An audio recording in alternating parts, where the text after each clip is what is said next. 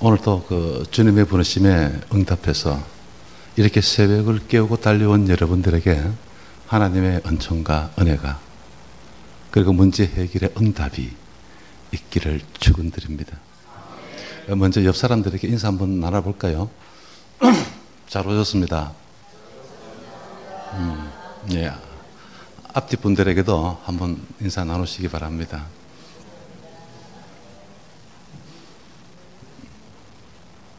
말씀을 사모해서 이 자리에 오신 여러분들을 제가 봐도 마음이 협족한데 하나님의 마음은 어떨까요? 아마 너무 사랑스러워하지 않을까요? 다시 한번 옆 사람들에게 사랑스러운 눈길로 바라보시면서 사랑합니다 한번 말씀해 주시기 바랍니다.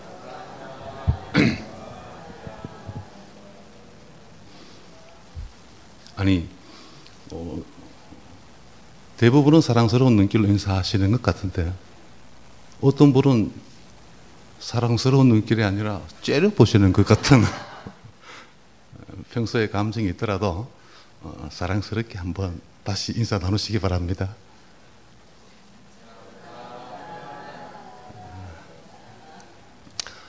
이런 인사법이 안 익숙한 것 같아요. 하나님의 사랑을 듬뿍 받으시며 살 수 있는 여러분들 되기를 다시 한번 축원드립니다. 요즘 많은 사람들이 한국 교회의 그 부흥의 시대는 지나갔다 이렇게 말해요. 교인들의 숫자가 매년 감사하고 전도의 문도 닫혀가는 것 같아요. 그러나 제 생각은 다릅니다. 하나님의 부흥은요, 하나님께서 행하시는 일, 곧 하나님의 영역이지 우리가 결정하는 것은 아니라는 것입니다. 성경과 세계 역사를 살펴보면요, 오히려 위기의 시대에 하나님의 부흥이 일어났죠. 그러므로 살아계신 하나님이 살아계시는 한 부흥은 끝나지 않습니다. 우리가 하나님께로 돌이키기만 하면요, 어떤 시대에도 하나님은 부흥을 부어주신다는 거예요. 오늘 본문이 바로 그런 말씀이죠. 1절 말씀을 한번 찾아서 읽어볼까요? 1절인데요. 다 같이 시작.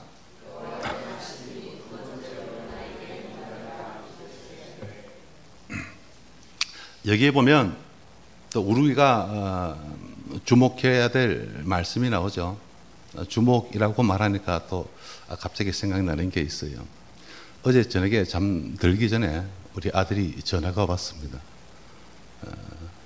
내용이 뭔가 하니까 제가 주목이라는 단어를 헬라어로 말을 했거든요. 아테니조 하시기 바랍니다. 이렇게 설명 없이 이야기를 했다고 저를 모락하더라고요. 우리 목사님은 헬라어로 쓰시면 사전에 설명을 하시고 쓰시는데 우리 수준을 어떻게 보고는 거예요? 예, 아테니조라는 단어의 뜻이 그런 거예요. 우리가 쉽게 표현하자면 주목하다라는 뜻인데요. 왜 그 산길을 가다가 짐승을 만나면 보통 기싸움을 해야 산다 그러죠. 기싸움을 어떻게 하죠? 짐승의 눈을 뚫어지게 쳐다보는 거잖아요. 집중하는 거거든요. 그 집중해서 지면 짐승의 밥이 되고 이기면 내 목숨을 건질 수 있는 거죠. 그렇게 집중해서 바라보는 거, 주목하는 거, 이런 뜻을 갖고 있는 게 아테니조라는 헬라어의 뜻입니다. 그래서 저는 우리 교회에서 늘 주목하다라는 말을 할 때 아테니조라고 이야기를 하는 거죠. 좀 더 집중해서 들어라는 이야기죠.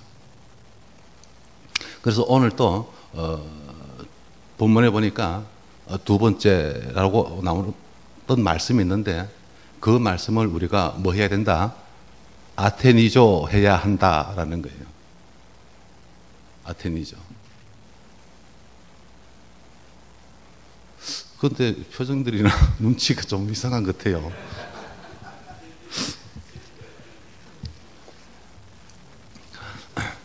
알다시피 하나님께서 요나에게 니느웨로 가라고 하셨을 때 그 첫 번째 명령에 요나는 불순종했습니다.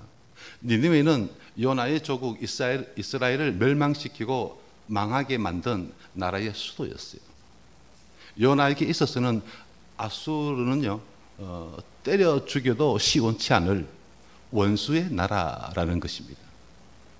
그런데 하나님이 그 원수의 나라를 가서 살리는 회개를 선포하라니 요나는 도저히 받아들일 수가 없었습니다.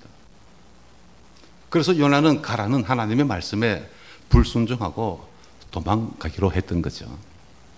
그런데 하나님은요 그런 요나를 다시 불렀습니다. 우리는 하나님이 요나를 다시 불러서 니느웨로 가라고 하셨다는 이 사실을 뭐 해야 된다? 아테니조 해야 한다는 것입니다. 그래서 하나님은 종종 우리에게 이렇게 두 번째 기회를 주시죠. 성경에 보면 요나처럼 자기 생각에 불순종하다가 실패한 사람들, 넘어지고 자빠진 사람들을 하나님이 다시 불러서 사용하신 이야기들이 나옵니다. 그 대표적인 사람이 바로 모세죠. 사실 모세는 실패한 사람이었어요. 모세는 애굽의 왕자였지만 알고 보면 사람을 죽인 살인죄를 짓고 미디안 강자로 도망친 사람이었어요. 더군다나 그는 거기서 장인 이드로의 양을 치는 목자로 40년을 보냈고요. 나이도 80이 된 할아버지였죠. 그에게 미래의 소망이 보이지 않았다는 것입니다. 그런 모세를 하나님이 찾아오셔서 불렀어요. 그런데 여러분, 이때 모세가 무엇이라 대답했는지 아십니까? 그는 자기 생각에 사로잡혀서 이렇게 말합니다. 하나님, 저는 못합니다. 혀가 둔합니다. 보낼 만한 자를 보내소서. 보세요. 모세는 몇 번이나 못하겠다고 버텼어요. 그렇다고 하나님이 포기하셨을까요? 아니잖아요. 우리 같으면 포기했겠지만 하나님은 포기하지 않았습니다. 기어이 그를 애굽으로 보내서 하나님의 뜻하신 바를 이루시잖아요. 우리 하나님은 그런 분이시죠. 어제도 제가 잠시 말씀드렸지만 하나님은 끝까지 포기하지 않는 분이시라는 거예요. 그런데 제가 그랬어요. 저 역시 하나님이 포기하지 않고 기다려 주셨기 때문에 강단에 서서 말씀을 전할 수 있는 거예요. 제가 아무리 생각해 봐도 이건 하나님의 전적인 은혜입니다. 저는요, 믿지 않는 가정에서 태어나 지옥 백성이 될 뻔했더랬죠. 이런 저를 천국 백성으로 삼아주시고 그것만 해도 감사한데 거기다가 요나처럼 몇 번이나 기회를 주셔서 결국엔 이 자리에 서게 하신 하나님이 있습니다. 어찌 보면요, 저는 베드로처럼 비겁했고 때로는 하나님을 배반하기도 했던 사람입니다. 하나님의 걱정거리, 하나님의 고민거리였을지도 모르는 사람이 바로 저였다니까요. 뭐 이런 이야기를 하니까 갑자기 분위기가 이상해지고 저를 바라보는 눈길도 이상해지는 것 같은데, 그렇다고 제가 그렇게 막대 먹은 놈은 아닙니다. 이상한 사람이 아니라니까요. 아무튼 하나님은 저를 포기하지 않고 다시 사명을 주셨습니다. 그래서 사도 바울은 이렇게 말하죠.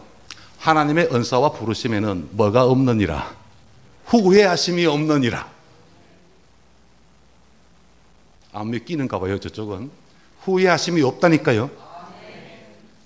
알다시피 주님은 제자들에게 너희는 가서 모든 민족으로 제자를 삼어라, 너희는 온 천하에 다니면서 복음을 전하라, 이런 말씀을 하셨죠. 그런데 주님께서 너희라고 말씀하실 때 그 속에는 저와 여러분들이 다 포함되어 있다 없다?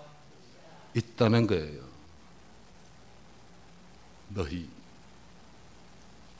너희는 온 천하에 다니면서 복음을 전하라. 너희 대신에 자기 이름을 넣으면 어떻게 될까요? 자기 이름을 한번 따라 해볼까요? 누구는 온 천하에 다니면서 복음을 전하라. 자기 이름을 넣었어요. 다시 해봐요. 예규는 가서, 제가 예규입니다. 예규는 가서 모든 민족으로 제자를 삼아라.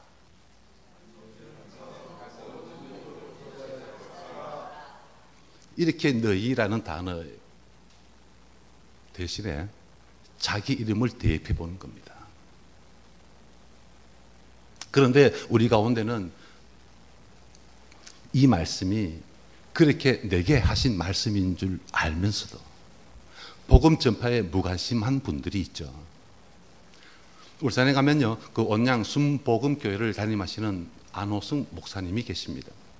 이분이 포항에서 하나님을 춤추게 하라는 제목으로 집회를 하셨는데요, 제가 거기에 참석을 했더랬어요.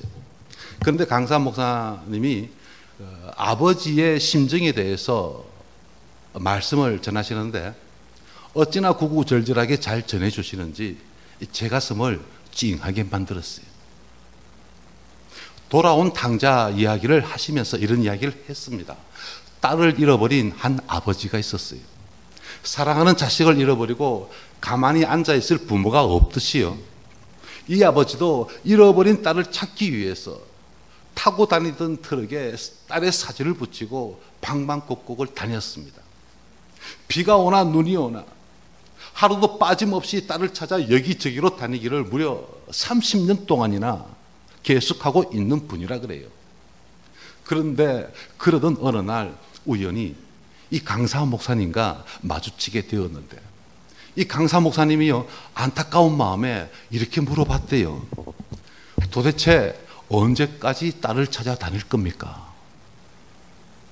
왜냐하면 하루 이틀도 아니고 1, 2년도 아니고 몇 년 동안?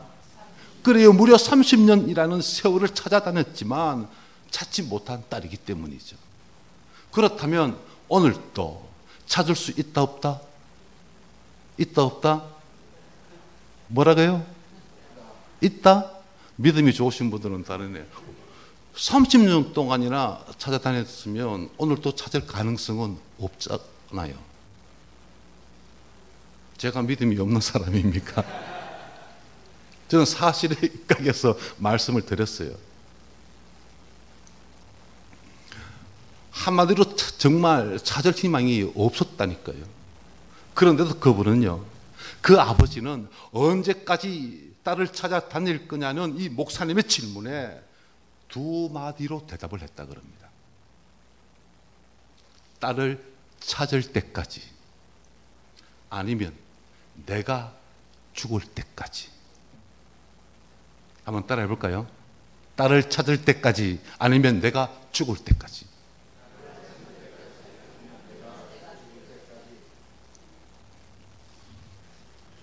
그래요. 내가 죽을 때까지 뭐 하겠다는 이야기죠? 딸을 포기하지 못하겠다는 거예요. 그런데 이게 바로 아버지의 마음이랍니다. 그러면서 하늘나라에서는요, 의인 99명보다 잃어버린 자녀 1명 찾는 것이 더 기쁘고 하나님 아버지를 춤추게 하는 일이라고 말했어요. 그래요. 잃어버린 자녀 때문에 심장이 찢어지는 고통을 안고 지금 또 찾아다니시는 아버지, 그분이 바로 우리 하나님이시죠. 우리가 그 사실을 잘 몰라서 그렇지, 우리가 가슴 아픈 주님의 그 심정을 잘 몰라서 그렇지, 진짜 알기만 하면 잃어버린 딸을 찾아 나설 수밖에 없다는 거예요. 그래서 저는 우리 교회에서 이렇게 가르칩니다. 전도는 하나님의 소원입니다. 이런 말들은 또 따라 해보셔야죠. 전도는 하나님의 소원입니다. 하나님의 소원이 뭐라고요? 전도라는 거예요. 저는 우리 어울림교회 주보지예요. 전도는 하나님의 소원입니다를 써놓고 늘 외치게 만듭니다. 그리고 난 다음에 구호 준비를 시키죠. 그리고 이런 구호를 제창하게 하는데 여러분들도 한번 따라해 보시기 바랍니다. 우리 교회에서 하는 것처럼 해볼게요. 구호 준비. 다시요. 구호 준비. 폐잔병들처럼 손 올리지 말고 다시 구호 준비. 그 목소리로 되겠어요. 구호 준비. 여러분들은 야! 이렇게 하셔야죠. 근로자들이 띠를 두르고 대모하고 외치는 모습 못 보셨어요?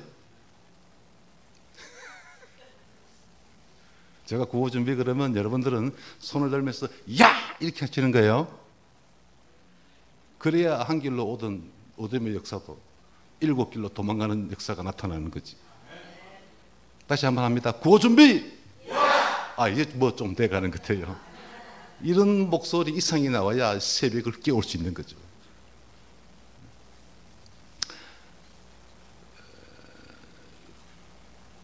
준비를 하고 계셔야 제가 구호를 외칠 거 아닙니까? 준비하세요. 자, 다시 구호 준비! 내가 아니면 누가 전도하랴? 여기서 아니면 어디서 전도하랴? 지금 아니면 언제 전도하랴? 구호 제창 끝났습니다. 그리고 다시 한번 외치게 하죠. 전도는 하나님의 소원입니다. 그런데 문제는요, 이렇게 설교를 들을 때는 나도 그래야지 하다가 교회 문 만났으면 싹 잊어버리고 그저 직장에 묶였어. 먹고 살기 바빴어. 한 번도 전도하지 못한 채 살아가는 분들도 있다는 것입니다. 내가 아니더라도 복음 전할 사람이 있어. 주일 성수하기도 바쁜데 무슨 전도는, 그건 시간 있는 사람이나 하면 되지. 난 아니야. 이러는 분이 있다 없다? 있다 없다? 그 양심이 있어서 있다라고 말씀하셨어요. 그런데 여러분 착각하시면 안 됩니다. 하나님은요, 우리를 포기하고 우리 대신 천사를 시켜서 전도하라고 하실 분이 절대로 아니에요. 하나님은 반드시 저와 여러분들을 보내서 복음을 전하게 하신다는 것입니다. 보세요. 하나님은 요나를 포기하지 않았습니다. 이건 우리도 마찬가지죠.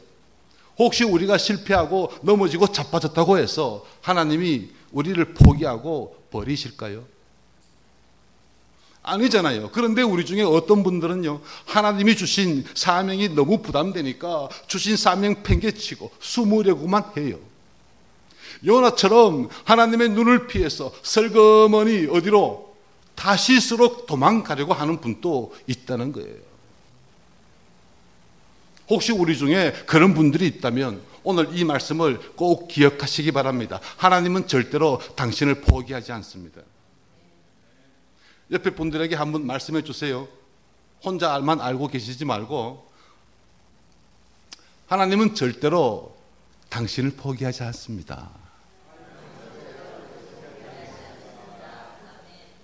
그래요. 하나님은 우리를 포기하지 않죠.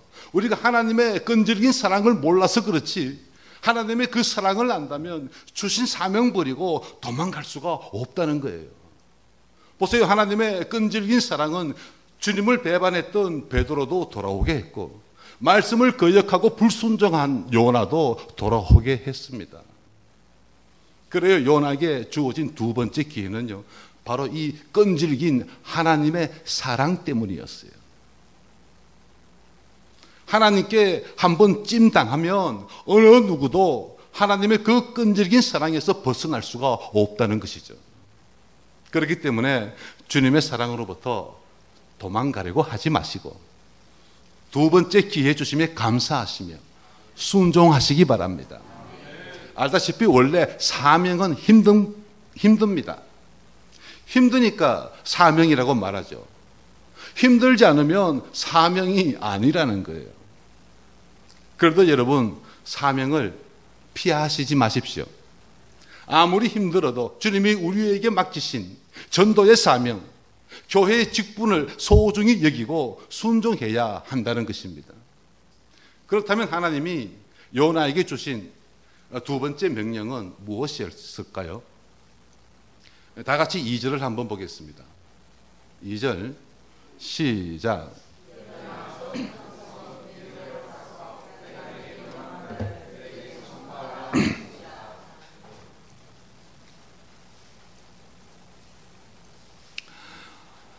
여기에 보니까 하나님은 요나에게 세 가지를 요구하셨죠.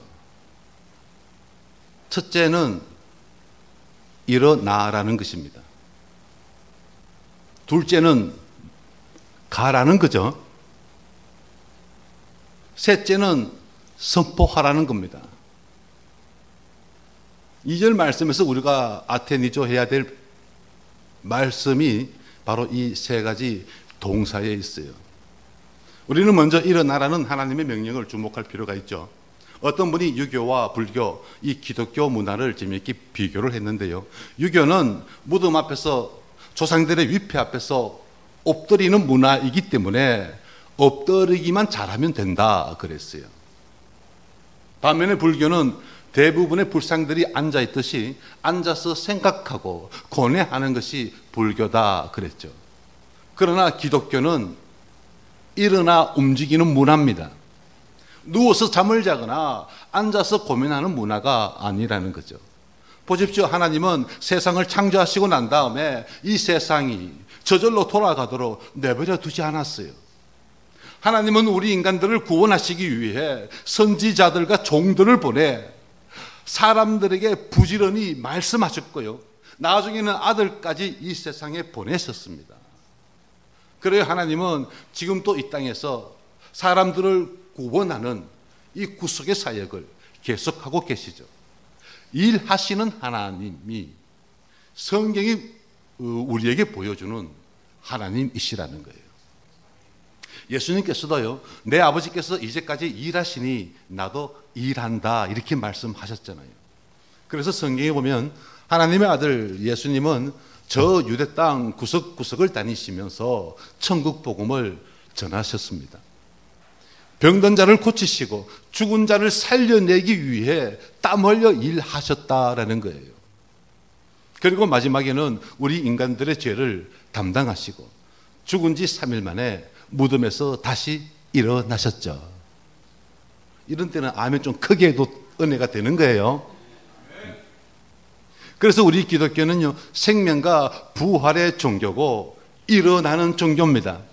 누가 뭐라고 해도 우리 기독교는 절망의 자리, 실패와 죽음의 자리에서 복음의 능력으로 일어나는 종교라는 거예요.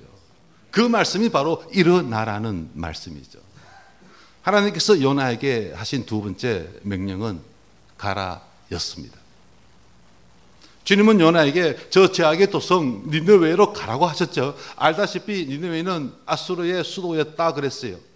그리고 아수르는 이스라엘의 원수였죠.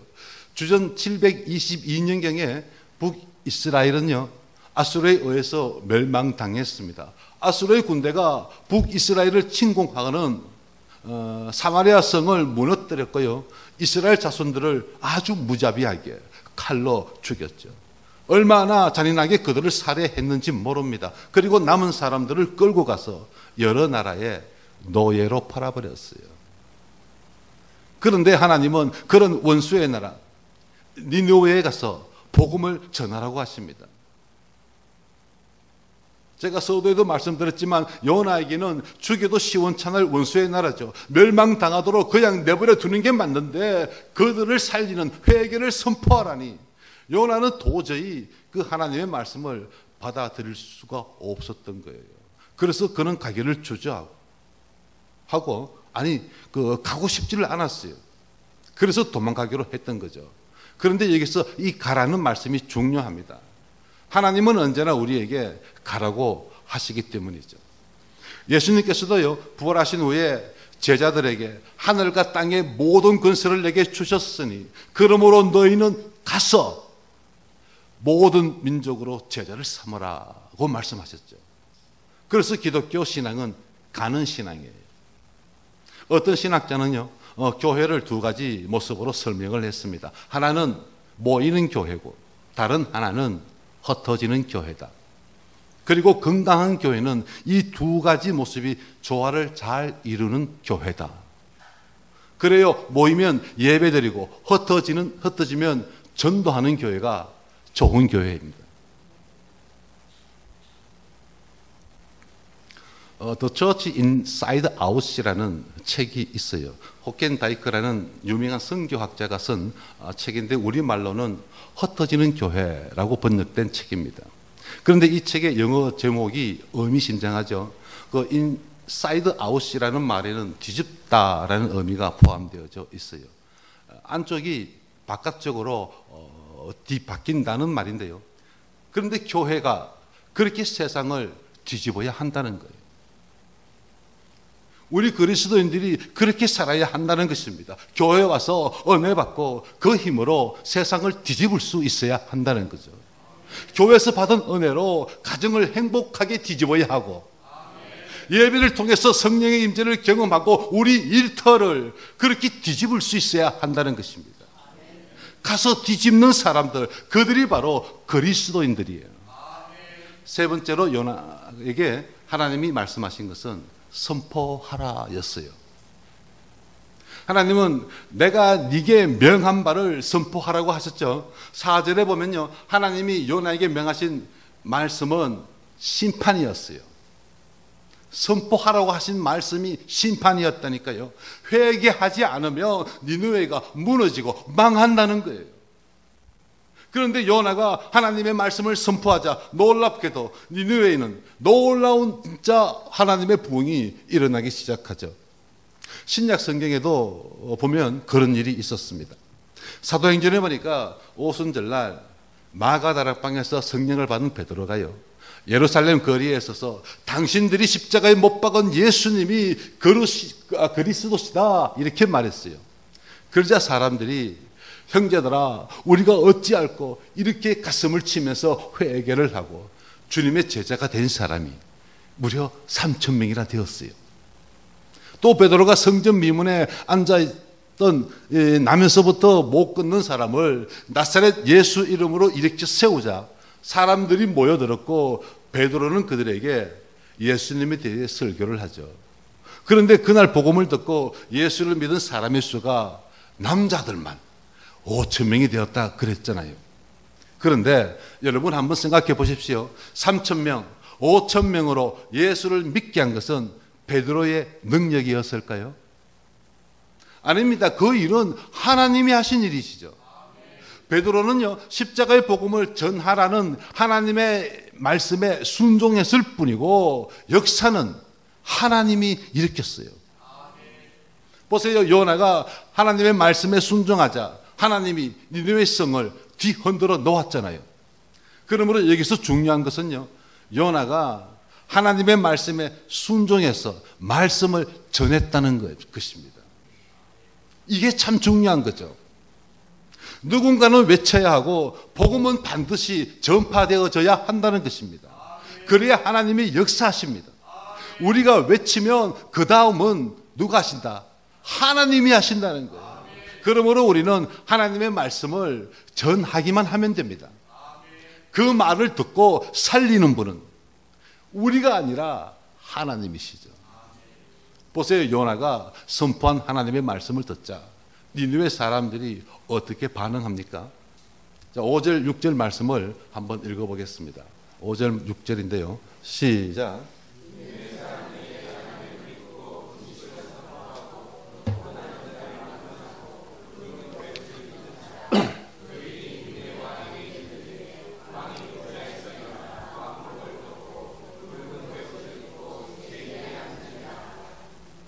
자, 여기 보니까 니느웨 사람들은요, 요나가 전한 하나님을 믿고 금식을 선포하고 굵은 돛을 입고 회개하기 시작했어요. 그것만이 아니라 왕은 조서를 내려서 짐승들까지 금식케 했고 하나님께 부르짖고 모든 죄에서 떠나라고 선포합니다. 그러자 니느웨 성에 대부흥이 일어나게 되었죠.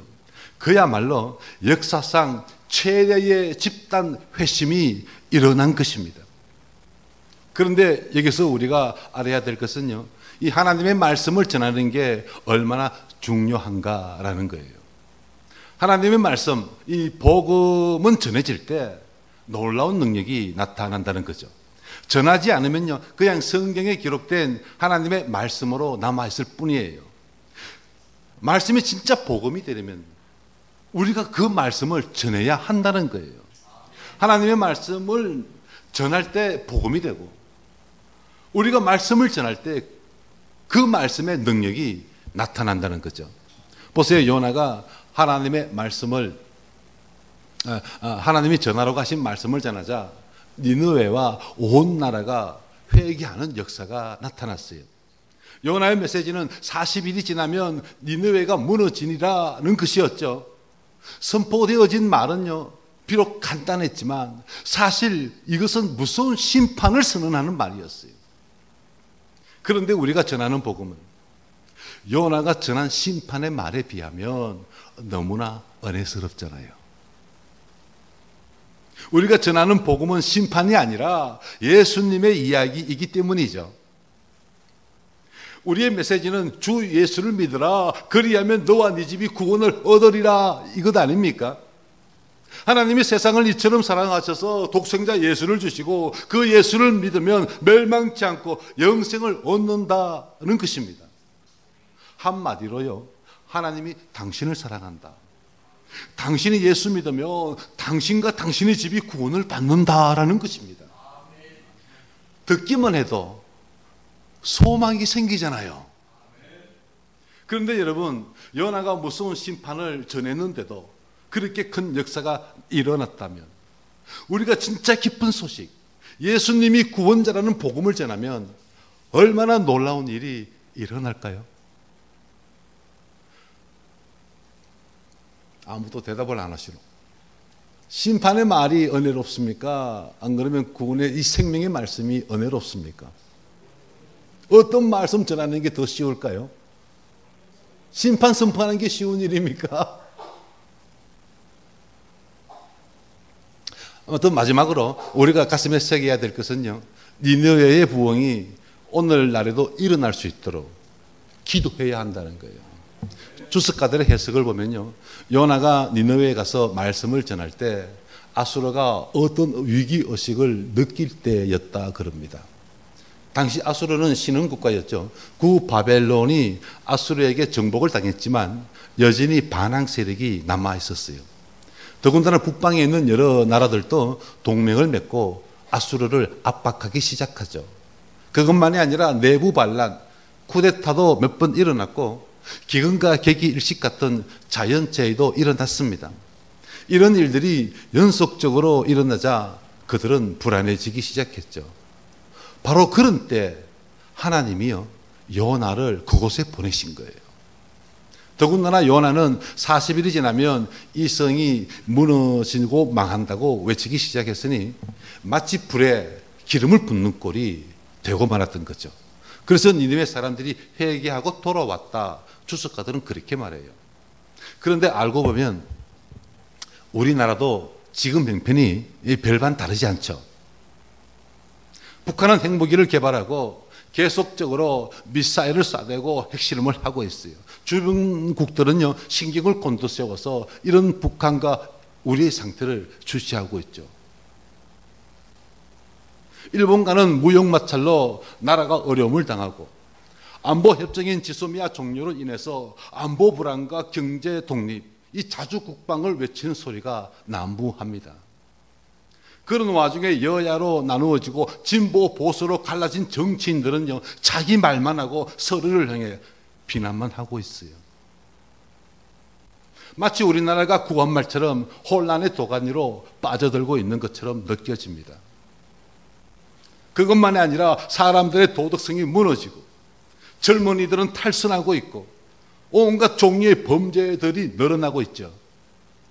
이 무서운 타락의 시대가 다가오고 있다는 거예요. 그런데 본문에 보면 이런 위기를 느낀 니느웨 사람들은요, 요나가 전하는 하나님의 말씀을 듣고 회개하기 시작해요. 왕으로부터 시작해서 온 성의 사람들이 다 하나님을 믿고 회개했습니다. 금식하고 땅에 엎드려 울었죠. 심지어 짐승들도 금식시켰습니다. 그런데 여러분, 이게 바로 부흥이라고 저는 생각해요. 이렇게 부흥이 일어나자 하나님은 뜻을 돌이켜서 그 성을 심판하지 않았죠. 그래요, 저는 우리나라가 지금 이런저런 어려움에 처하게 된 것은요, 하나님이 한국 교회에 다시 한번 기회를 주신 것이라고는 생각을 해요. 이때야말로 우리가 기도할 때고, 지금이야말로 힘을 내서 복음을 전할 때라는 것입니다.